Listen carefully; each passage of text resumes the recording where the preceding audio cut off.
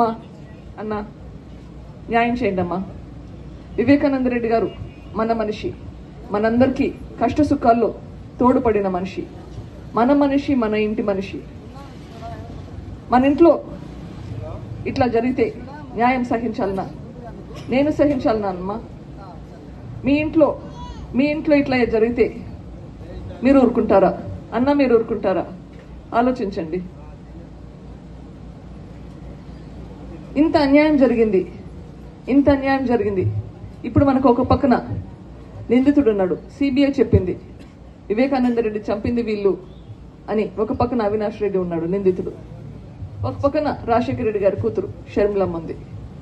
మీరు నిందితుడు వైపా న్యాయం వైపా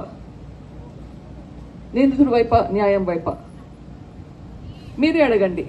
ఒకవేళ అవినాష్ రెడ్డి గారికి ఓటు కోసం వచ్చి అడిగితే మీరు అడగండి, ఏంటమ్మా సునీతమ్మ ఇట్లా చెప్తుంది, మీరు నిందితుడు కదా, రేపు మాపు జైలుకి వెళ్తారు కదా, జైలుకి పోతే మీరు అందుబాటులో కూడా ఉండరంట కదా, మీకు ఎట్లా ఓటు వేయాలని మీరే అడిగి చూడండి. ఏం చెప్తారో మీరు ఆలోచించుకోండి, మీలలో మీరే విచారించుకోండి. వివేకానంద రెడ్డి గారు మనకేమేం చేసినారో, రాజశేఖర రెడ్డి గారు మనకేమేం చేసినారో మీరే చర్చించుకోండి, ఆలోచించుకోండి.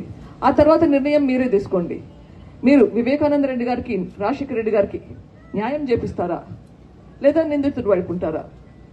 న్యాయం జరిపించాలంటే హస్తం గుర్తుకు ఓటేసి న్యాయాన్ని గెలిపించండి. వివేకానంద రెడ్డికి, రాజశేఖర రెడ్డి గారికి న్యాయం జరిపించండి.